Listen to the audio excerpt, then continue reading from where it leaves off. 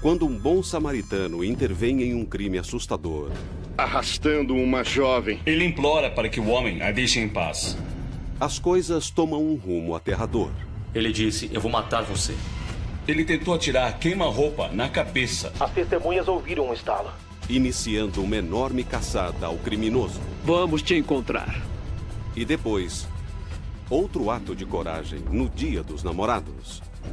Quando eu vi que ele ia pegar uma arma ou uma faca... Esse rapaz decidiu entrar em ação. Tinha muito sangue no chão. E essa história tem uma reviravolta surpreendente. Eu cumpri 13 anos de prisão e sou até grato por isso.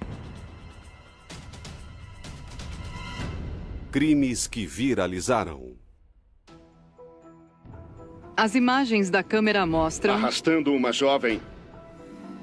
20 de novembro de 2015. New Orleans, na Louisiana, 4 da manhã. Uma câmera de vigilância captura uma mulher cambaleando pela Mary Street. Segundos depois, vemos uma cena de terror. O que vemos é um homem arrastando uma mulher pela rua. Provavelmente para agredi-la sexualmente e estuprá-la. Ele tenta colocar a mulher dentro de um carro. Mas naquele momento, um homem, atravessando o cruzamento da Margaret Street, vê o que está acontecendo. Ele para, dá ré e entra na rua por onde o homem está arrastando a mulher. Ele sai do carro para tentar ajudar a mulher.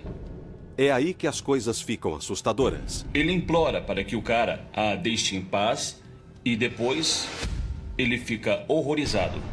De repente, o assaltante encapuzado saca uma arma semiautomática e mira no bom samaritano. A comoção acorda os moradores da área.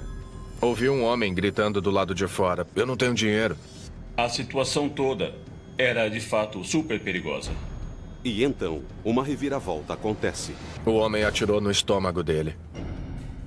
Tiros são disparados e o homem que parou para ajudar uma completa estranha está caído no chão. Mas o atirador ainda não terminou com ele. Eu vi que ele estava tentando matar o cara. Agora ele tenta atirar queima-roupa na cabeça várias vezes.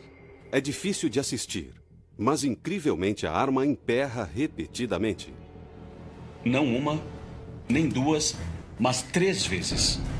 Enquanto isso, as testemunhas ligam para a emergência. Testemunhas afirmam que ouviram um estalo. O homem foi baleado com um tiro no estômago. O atirador desiste e foge do local nesse carro. A mulher que ele arrastou violentamente pela rua parece estar completamente em estado de choque. A polícia aparece rapidamente, levando ela e o homem que tentou salvá-la para o hospital. O homem que foi baleado é o aspirante a médico de 25 anos Peter Gould, um estudante de medicina do 4º ano da Universidade de Tulane, e que é instantaneamente aclamado como herói. O estudante de medicina foi baleado ao tentar salvar uma desconhecida. Ele poderia ter continuado a dirigir, ter chamado a polícia e torcido para tudo dar certo.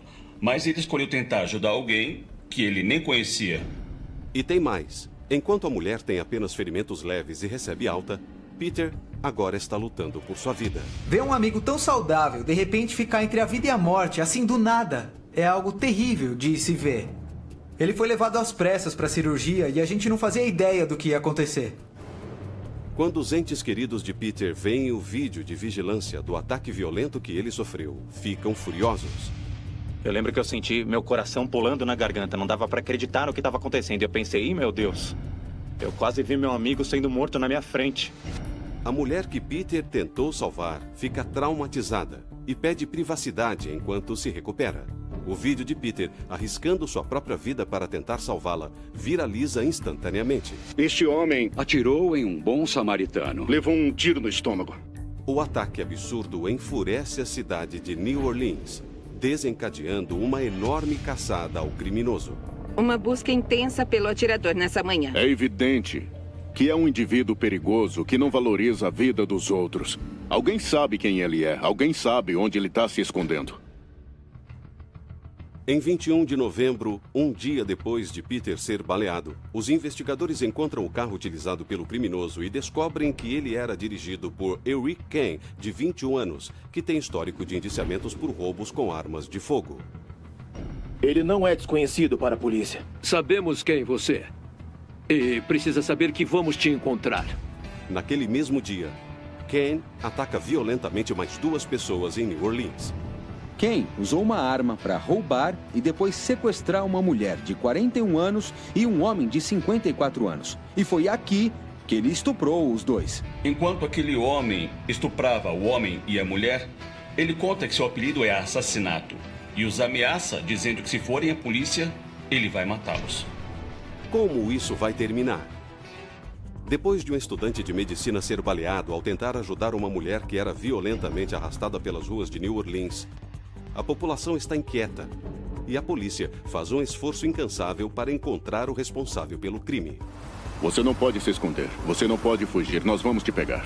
3 dias depois, em 23 de novembro de 2015, eles finalmente encontram Eric Kane escondido na casa da namorada. Ele foi preso sem resistir e deu aos nossos investigadores uma confissão completa. O anúncio da prisão coincide com um momento de fortes emoções no quarto do hospital de Peter. Os médicos disseram aos meus pais que não tinha uma chance muito grande de eu conseguir sobreviver. Só que 2 dias depois da cirurgia, eu acordei e os meus amigos e a minha família estavam todos sentados ao redor da minha cama na UTI. Pensei que tinha perdido você. Todo mundo pensou. Foi um alívio, cara. Os entes queridos de Peter estão incrivelmente aliviados por ele ter sobrevivido e estão maravilhados com o que ele fez. Ele sempre foi de lutar por aquilo que acredita. E aquele, de fato, foi um momento de muita coragem. Para Peter, tudo começou como uma noite comum, após um turno noturno no hospital. Eu estava no telefone com a minha mãe, voltando do trabalho para casa, contando como tinha sido o meu dia, e aí eu falei para ela, espera um pouco, tem alguma coisa errada. Tudo aconteceu em questão de segundos. E se Peter estivesse olhando para o outro lado enquanto passava pelo cruzamento? Mas com uma olhada rápida, ele percebe que precisa fazer alguma coisa. Eu vi um homem arrastando uma garota na rua enquanto estrangulava ela. E eu não consegui ir embora. Eu era a única pessoa ali. Mas a partir do momento em que Peter sai do carro, a situação fica assustadora. Eu comecei a gritar com ele, dizendo, ei, solta essa garota, deixa ele em paz, o que é que você tá fazendo, cara? E aí ele imediatamente largou ela, parou de atacar ela e aí ele partiu pra cima de mim. É aí que Kane pede dinheiro. Eu não tinha dinheiro ou nada parecido pra dar pra ele. Eu ofereci o meu celular, eu falei, toma, pega isso. E aí nesse momento ele falou, esquece, eu vou matar você. E ele atirou em mim a queima-roupa no meu estômago. Ferido e sangrando, Peter só fica sabendo mais tarde que Kane apontou a arma para sua cabeça, tentando atirar de novo várias vezes. Depois que eu fiquei sabendo disso, foi bem assustador. Depois que ele atirou em mim, eu caí no chão e fiquei de costas para ele. A única coisa que eu pensei foi em rastejar até o meu celular, que tinha caído no chão, e ligar para minha família. Peter não sabe disso, mas sua mãe não desligou o telefone. Ela ouviu tudo. Ela ficou o tempo todo no telefone. Ela ouviu tudo o que aconteceu, ela ouviu o homem me atacando, ela ouviu o tiro. Tudo o que aconteceu foi muito traumatizante. Durante sua recuperação, Peter recebe uma carta da mulher que ele tentou proteger. Ela me agradeceu por salvar a vida dela e ela me agradeceu por fazer a coisa certa quando ninguém estava olhando. E em 31 de outubro de 2016, Eric Kane é sentenciado a 54 anos atrás das grades por atirar em Peter e por sequestrar e estuprar um casal no dia seguinte. Em seu depoimento, Peter diz que o crime foi inacreditável, que ele tem sorte de estar vivo e não tinha motivos para tanta violência. Como é que alguém pode agir de forma tão violenta assim? Eu acho que é muito fácil dizer, aquela pessoa é louca. Mas a gente também faz parte do problema.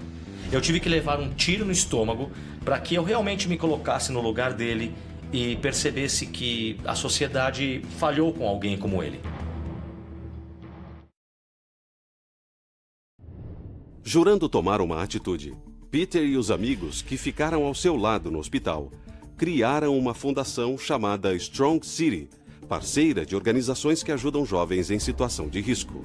O nosso objetivo é trabalhar na raiz do problema, oferecendo oportunidades de mentoria e orientação para as crianças, para que elas não acabem se transformando em adultos de 20 anos agindo com violência. Não precisamos esperar algo terrível acontecer. E isso foi um verdadeiro despertar para o Peter. Foi um novo começo para ele. Ele usou aquela experiência para tentar fazer algo positivo. O que realmente me marcou foi o fato de ele entender a quantidade de sofrimento ou raiva ou que pode ter acontecido na vida de uma pessoa para colocá-la em uma situação em que ela faça o que fizeram com Peter. Ele parou para pensar o que pode ter dado tão errado na vida desse jovem para que ele tenha feito algo assim e colocado em risco a minha vida e a da mulher do vídeo. Eu acho que o Peter teve esse momento de reflexão e se sentiu realmente grato por ter despertado. E a partir disso, ele se tornou responsável e comprometido com a cidade de New Orleans, investindo no futuro da juventude. Eu acho que isso abriu os olhos dele para a fragilidade da vida e também para as desigualdades que existem. Peter, que agora é cirurgião ortopédico, ainda minimiza o que fez naquela noite. Não, eu não me sinto um herói, não. Eu só acho que eu estava no lugar errado na hora certa. Mas eu tô feliz por ter conseguido estar lá na hora exata em que ele estava arrastando a garota pela rua. E eu fico muito feliz e também muito grato por ter conseguido sair disso tudo fisicamente ileso e, de certa forma, mais forte do que eu era antes. Mas para todos os outros, não há dúvida de que o Dr. Peter Gould fez naquela noite foi um ato heróico. Ele poderia ter sido assassinado naquela noite. Isso é bem heróico para mim. Na verdade, ele não ficou com raiva do que aconteceu, em nenhum momento. E ele podia ter ficado. Superar tudo isso e continuar sendo a mesma pessoa é um grande milagre. É uma cena chocante. Um assalto a uma farmácia dá errado. E isso acontece no Dia dos Namorados, trazendo um novo significado ao que é defender quem você ama. Isso fez com que o consumidor resolvesse o assunto com as próprias mãos. É pouco depois do meio-dia em Bradenton, na Flórida, quando um homem entra em uma farmácia escondido por um capuz e um pano cobrindo o rosto. Ele não parece se importar com um cliente que está falando com a farmacêutica atrás do balcão. Ele para ali e então começa a roubar a farmácia. Então, o ladrão mascarado faz um movimento ousado. Pula para cima do balcão e exige drogas.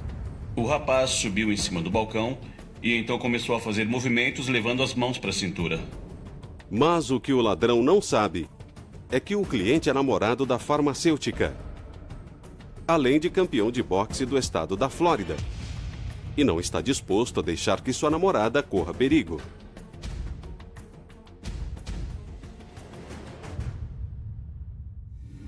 O cliente é David West, de 25 anos, e ele está na farmácia visitando a namorada Heather Moran. A gente mora bem pertinho do trabalho dela e, como era Dia dos Namorados, claro que eu pensei que a gente ia comer junto.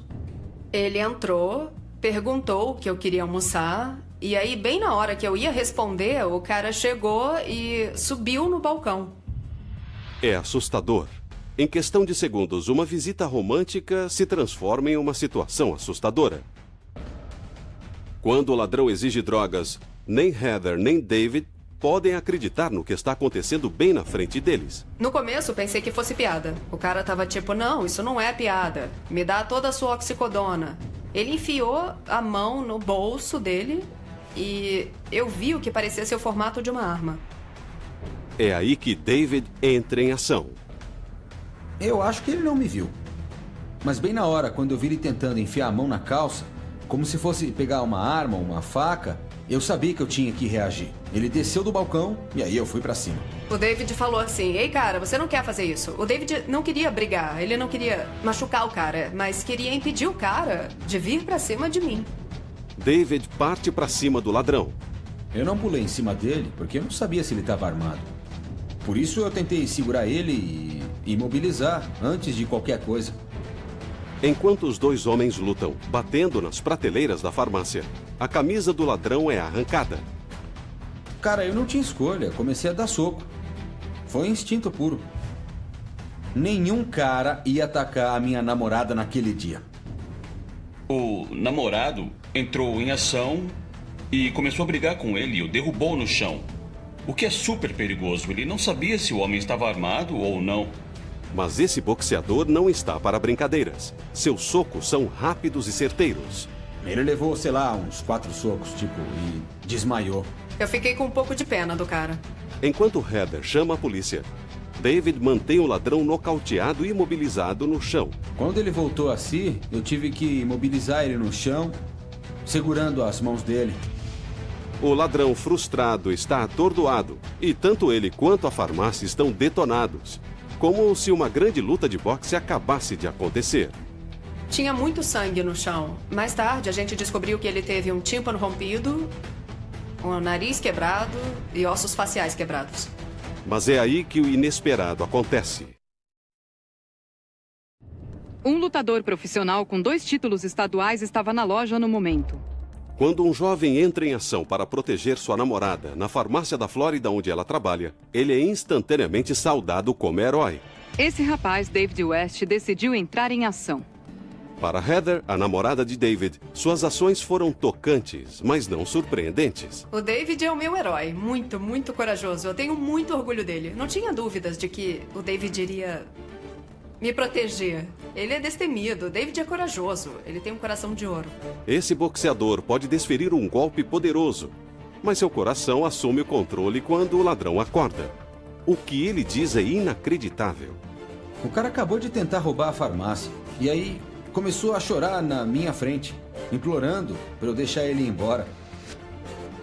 Ele falou, cara, talvez eu nunca mais veja minha filha. Gente, na hora eu fiquei mal. Eu fiquei, muito mal.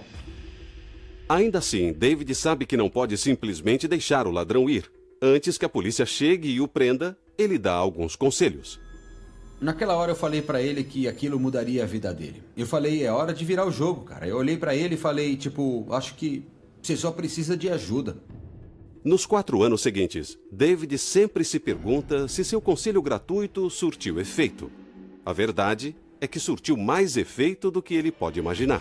A vida que eu tenho hoje em dia se deve ao tempo que eu passei na prisão. Provavelmente eu teria morrido. Com o estilo de vida irracional que eu levava naquela época, eu teria morrido.